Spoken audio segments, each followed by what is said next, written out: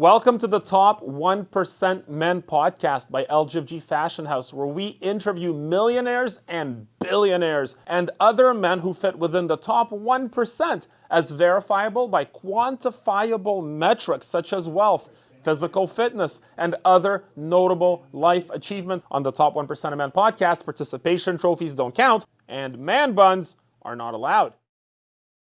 Dennis Koutoudis, is that how you say it? Koutoudis? Koutoudis. Dennis Koutoudis. So Dennis, you're an influencer online, and your business is influencing or helping other companies and other individuals become influencers. Right. And what qualifies you for the top 1%? I'll say what qualifies you for the top 1% is your number of social media followers, which is how many social media followers do you have now? Closing into 5 million, yeah. 5 million. So you're a celebrity status on social media. I don't like the word Okay. celebrity. You know what? I'm doing a good job. I could have had more if I wanted. I keep that for my clients. Okay. Right. I see. Okay. So that's where I focus more. But I wanted to have a decent following myself so that when potential clients, they come to me, Yep. they said, okay, Dennis, you don't have like 1,000 followers or so. Yeah. So I did some of the techniques that I do for my clients. I did them for myself. Okay. In order to be able to a point prove that I'm legit, that what I'm doing, I can do for you because I've already achieved it myself. So this reminds me, actually, one of my favorite jokes of all time is a Jerry Seinfeld joke. And he said, this is really important for young people.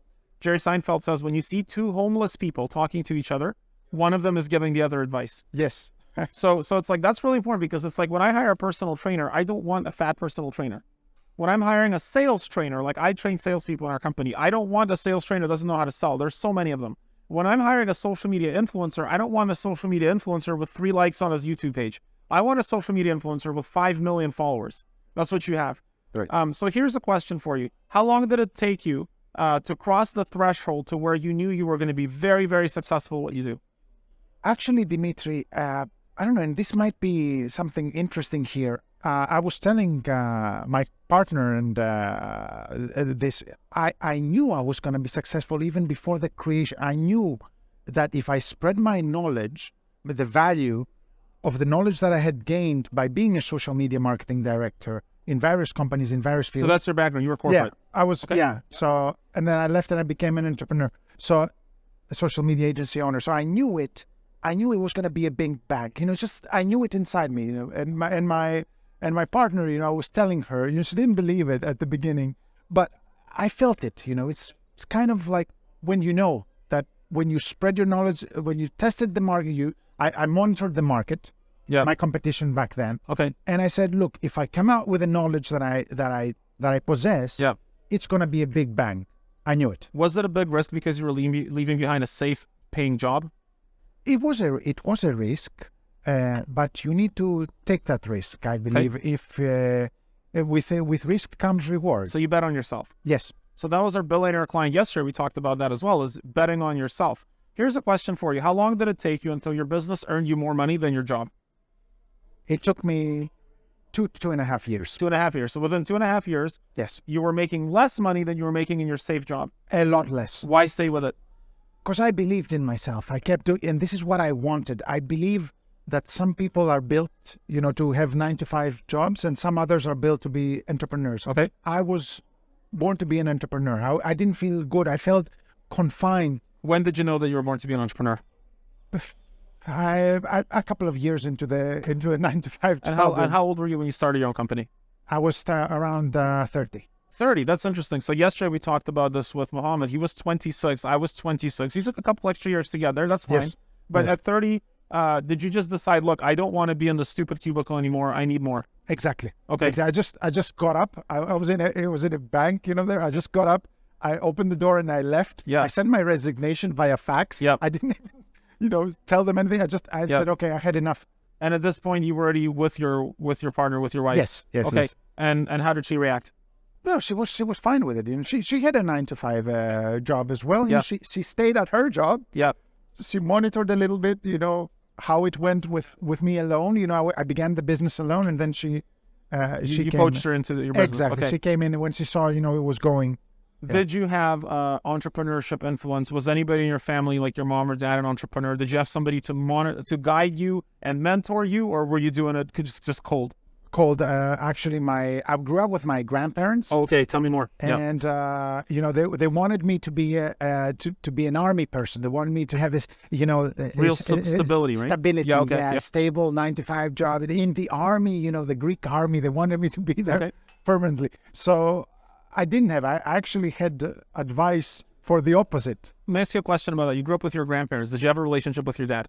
I did have a relationship. Good relationship? We were like friends. I see. Okay. We were friends. But was he part of your everyday life? No.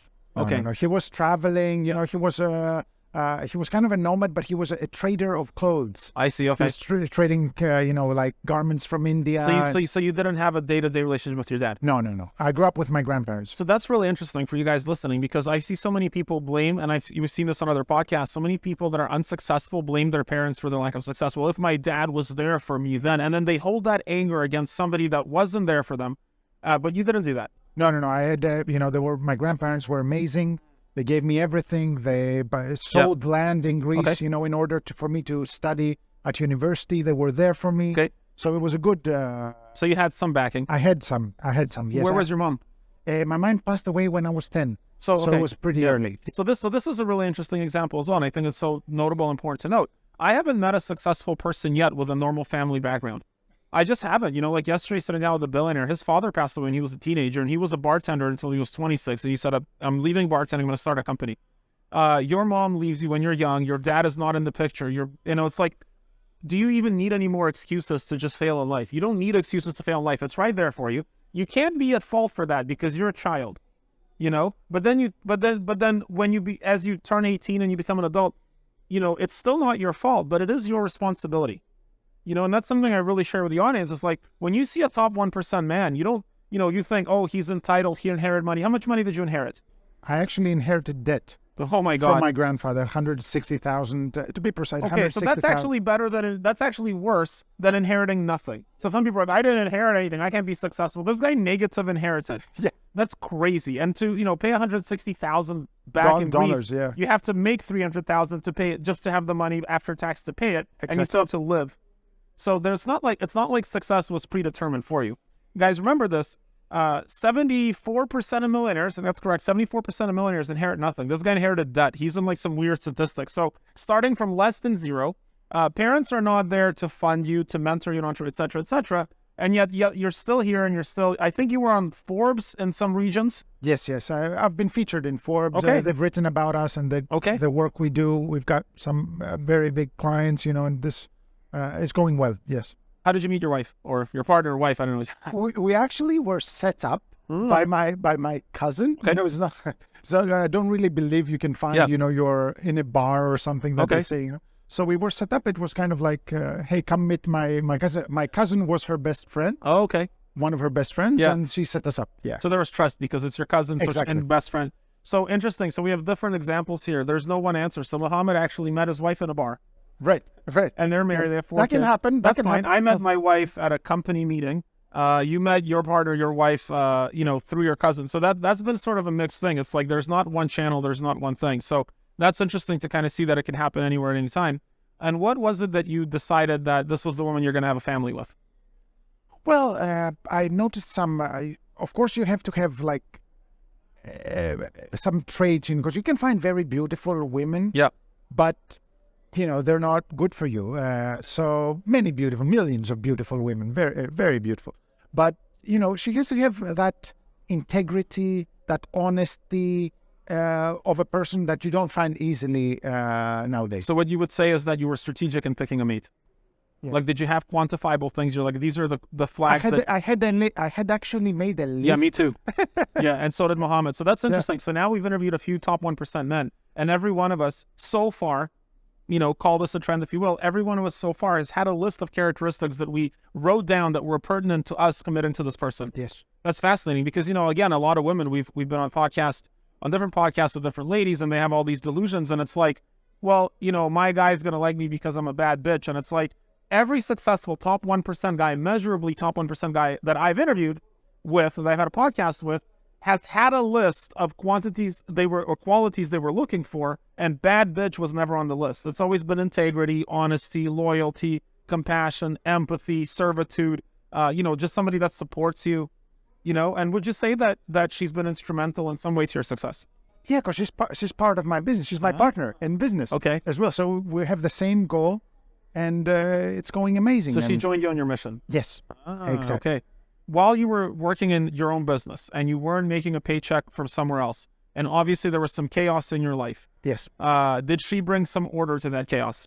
She was there, supportive. I remember we reached the point, where this 160K debt was at the beginning, that we ended up going into gold places to sell jewelry, because we couldn't make the payments to the debtors. They were too big.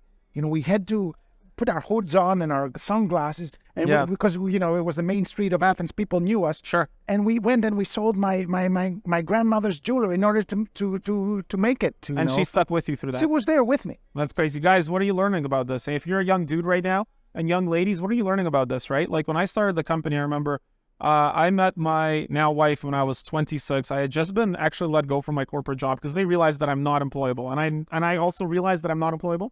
So I started a company completely from zero, and I'm basically sleeping on a mattress in the floor of my apartment. And my girlfriend, who's now my wife, is there with me on that mission. And that's something that, again, I see a lot, because when we talked to a billionaire yesterday, he was a bartender until when he met his wife, he was a bartender, and he was a bartender when he started his company. But there was that support, and then there was that compassion, and she checked those things, that she joined him on that mission. And that's a recurring theme, guys and girls. That's something to pay attention to.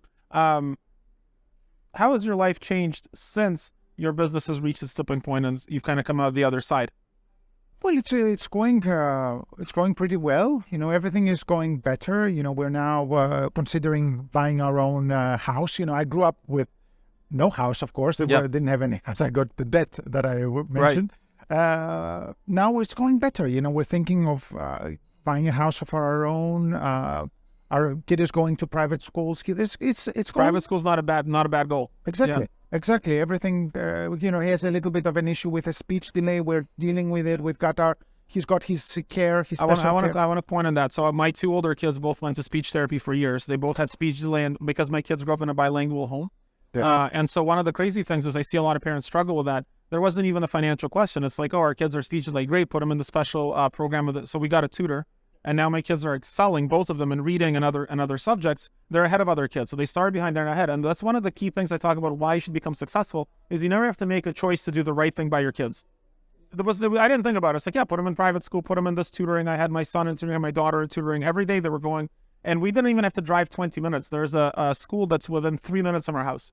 And that's the one that's like high end, but we went for that because it's easier for us, and it just doesn't that solve problems? Definitely. Yeah. You have this capability to do the right thing for your family, and this capability is very important. Yeah, so it's like, this comes back to the money issue. People are like, people with money aren't ethical. I disagree. In fact, I think people with money are the most ethical, because you have an ethical obligation for your family and your children. You have an ethical obligation to be successful, because if you're not, then they have to make decisions about things that might be not only important, but necessary. And I wouldn't want to be in a position when my kids are young to not be able to afford to put them into programs that are going to help them for the rest of their lives, because I wouldn't want my kids at 4 or 5 years old to lose confidence if they're behind. So you have an obligation. So question for you. You have a family now. Did you see yourself grow up? Did you think you were going to have a family? Yes, I knew I wanted to have a family. Okay. Yes. So you wanted kids even from a young age. You knew that you were going to have kids one day. I was stable, in my relationships. Cool. Always, before my wife, I had like 2 other relationships. Cool. Yep. It was long term as well, 7 years and 5 years. I want to comment on this too. Every successful individual, every top 1% man we've interviewed so far has focused on long-term stability as an important metric to their life. I've never met a top 1% man yet that's like, I was a DJ for 40 years, traveling around, blah, blah, blah. It's like, no, every top 1% man has been strategic and stable. So that's really, were you disciplined? Yes, very disciplined. Talk about that. Very disciplined, and I got that from my grandfather. My grandfather, he had like a paper, he made me write the rules of life, be humble, be kind, be polite, be loyal to your wife. Sure. All these things that were passed on to me by my grandfather. Awesome. So guys, again, we have the same theme coming up again: stability, strategic implementation of a strategic vision. Making sure that your spouse is not just somebody you randomly meet and share your life with, but actually look for specific qualities that contribute to your success. Bet on yourself, take any risks. And finally, Dennis, Again, guys, 5 million social media followers. That's easily in the top 1%. You don't like that word. That is celebrity status. And you definitely help your clients optimize their business for marketing goals and become influencers online. Forbes magazine's written about you on that. What is one last piece of advice that you would give to young men and women that want to use you as an example to help themselves be more successful? What would you share with them? Well, I would tell them not to give up easily, because I reached the point where I reached the bottom, and I kept at it. And as I kept at it, that's when things became better, So stick to it, believe in yourself, become the best that you can at what you can, and become more known. Because, I've said it before in my videos, not the best of the best doesn't get the biggest piece of the pie. There's someone who is good enough, but is the most known, he gets the biggest piece of the pie of the client. 100%. This podcast brought to you by LGFG Fashion House. It's 100% of the stuff that LGFG Fashion House teaches to the salespeople. Everybody can make a great product. There's enough people that will make a great product. Businesses are not product-led. Businesses are marketing-led. The best salesperson wins. VHS, look up the story of VHS, look up the story of Blu-ray. Those were not the best and most technically capable platforms that succeeded. They were the best marketed platforms that were good enough to deliver the promise that the consumer was looking for. That's what you're looking for. That's what you're pitching. It's what I'm pitching to.